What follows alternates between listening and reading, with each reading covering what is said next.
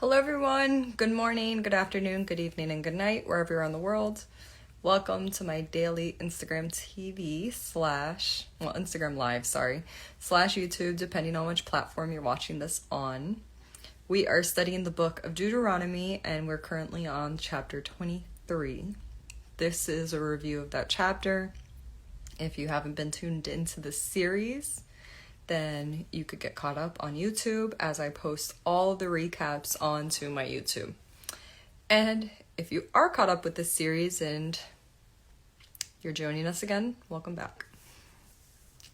Let's get started. So first of all, chapter 3, I think, was probably one of the most relatable chapters as far as being able to understand what's going on and why it's going on.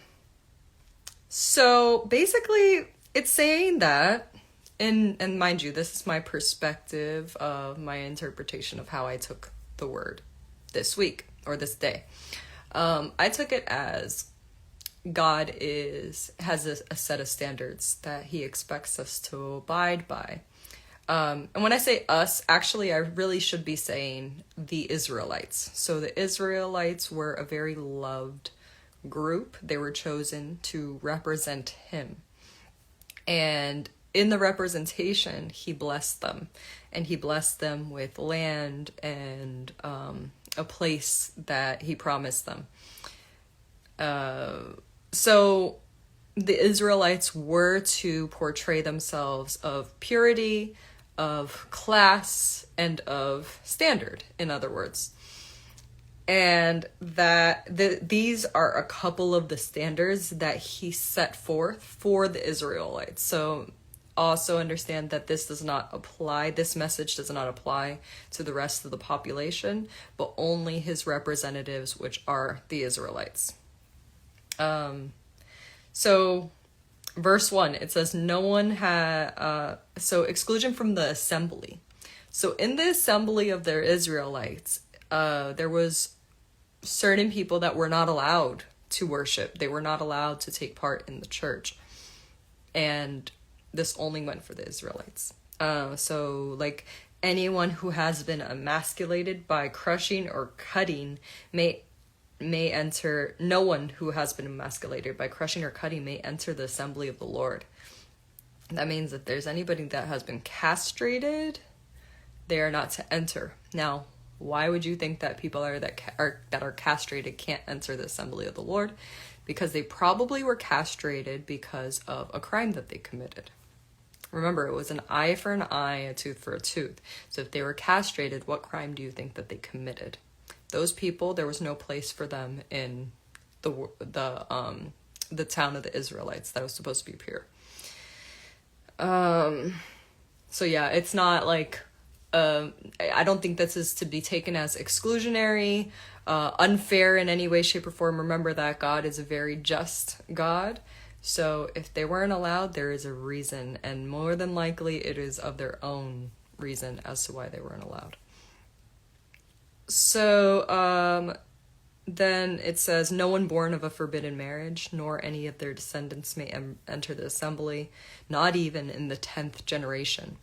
That's no secret, I don't think. God was very vocal that he wanted only Israelites to be with Israelites. He didn't want them to procreate with the Canaanites or anybody that was of other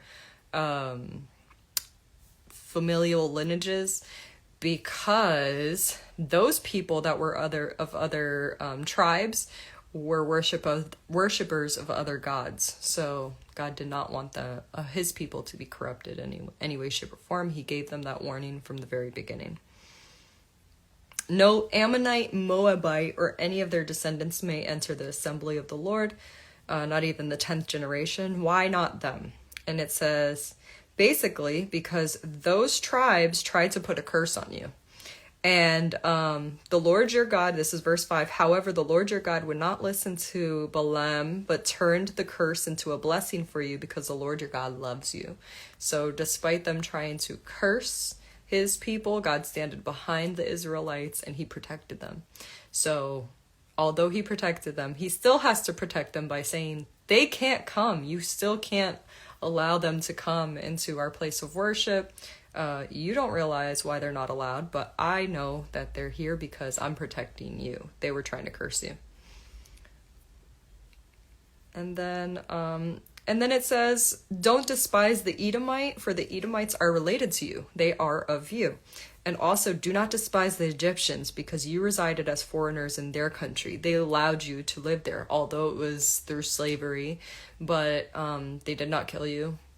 You were foreigners that they, quote unquote, took care of, as far as they fed you and whatever. So the third generation of children born to them may enter the assembly of the Lord. So that's the exclusion.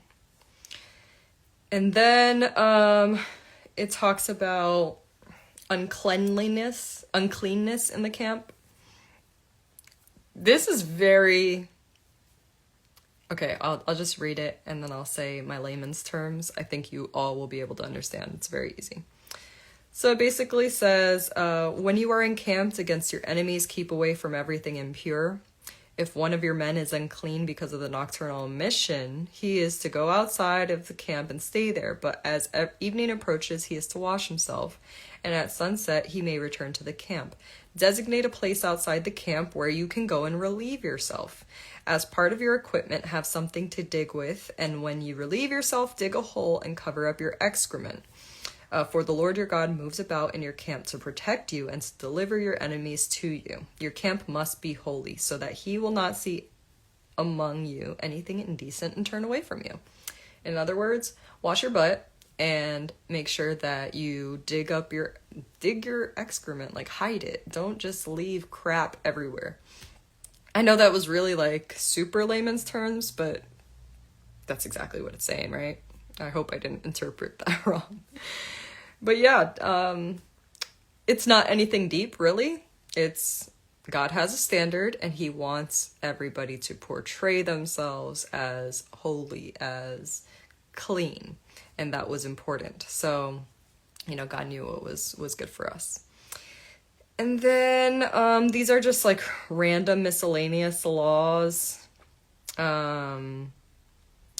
Like if a slave, this is verse 15, if a slave has refuge with you, do not hand them over to their master. You are not to betray that slave.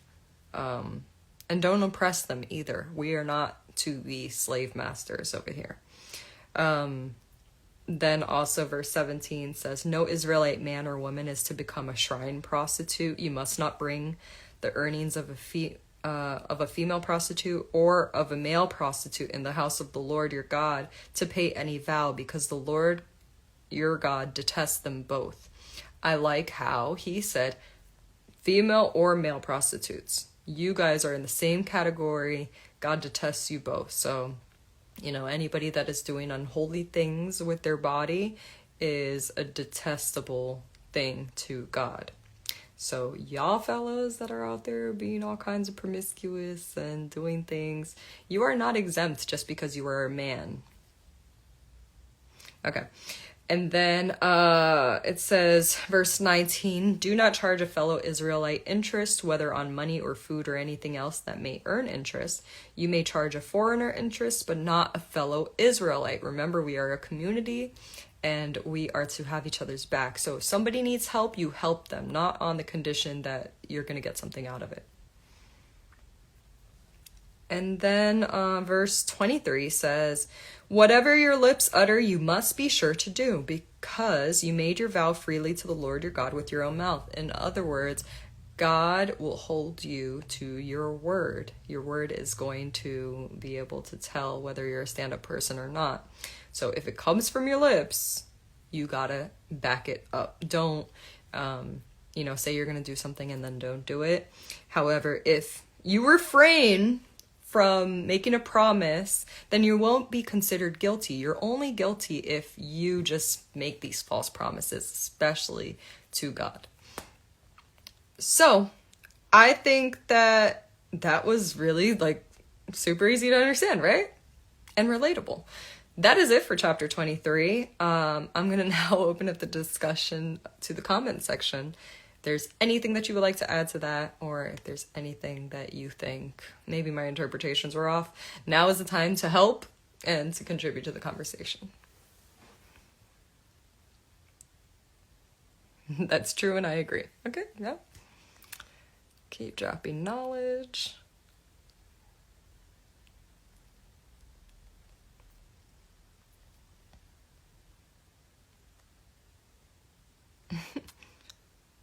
Ain't heard the good book in a while, thanks. I'm glad that you're tuned in. Thank you.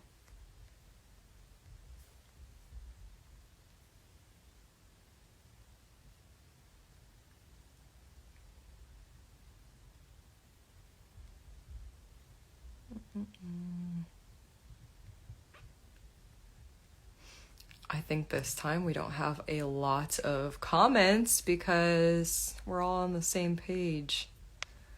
Somewhat. Usually we have a little bit more discussion.